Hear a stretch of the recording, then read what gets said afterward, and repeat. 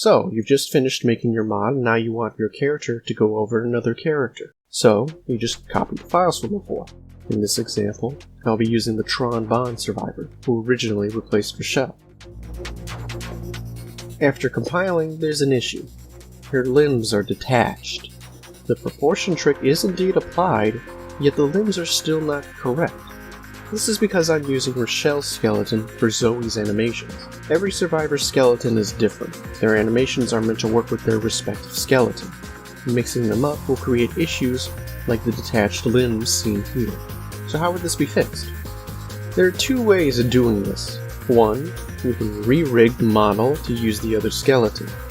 But for this video I'm not going to do that, so that leaves me with option 2. Have the Zoe mod use Rochelle's animations. Hey look, it works.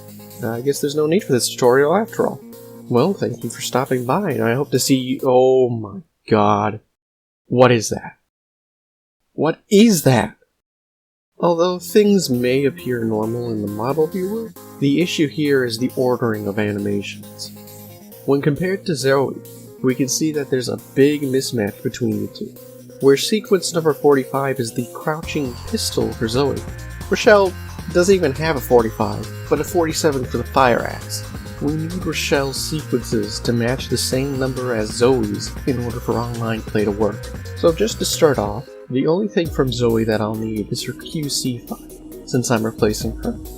All the other files, the Tron ref, the output, facials, and even Rochelle's producer and ragdoll animations will be copied and used.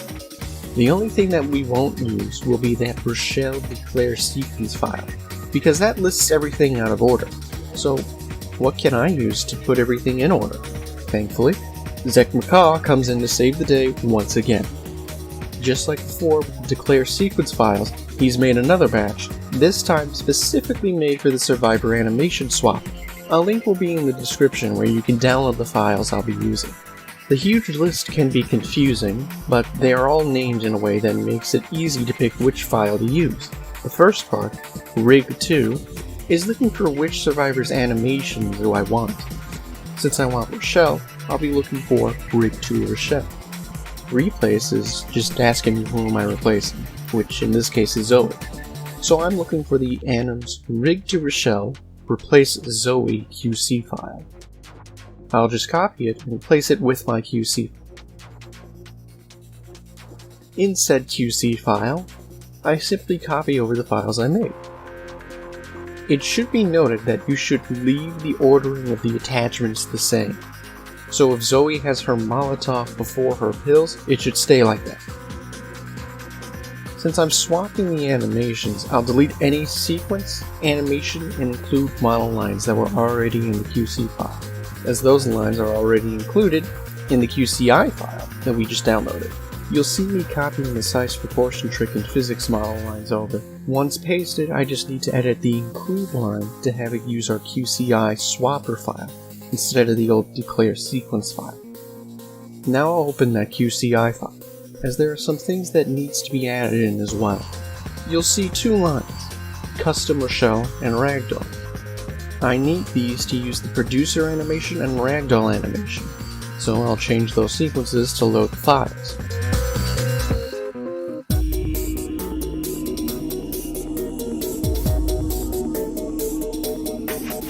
After compiling, I got an error saying that it was unable to load an attachment. To make sure that I don't get any errors in the consoles, I'll add the missing bone by using Define Bones. First, I'll check the Define Bones box in Crowbar and click Compile. This doesn't actually compile the model, but instead it'll create a QCI file that creates a list of where all of Tron's bones are at. Then I look at Zoe's original Define Bones and copy the missing bone. I paste it into the Define Bones QCI file I just made, add an include Define Bones line in my QC, then compile. Now I have the missing attachment. Now Tron has matching sequences, as we see here. Number 12 is the dual pistol animation for both her and Zoe. I'm not done yet, but I'm close.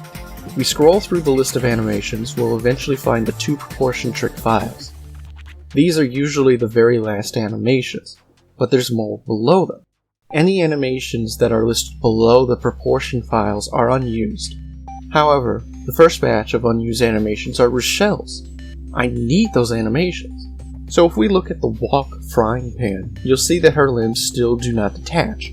However, if I use the walk fry pan, the animation that's currently going to be used in game, her limbs do detach.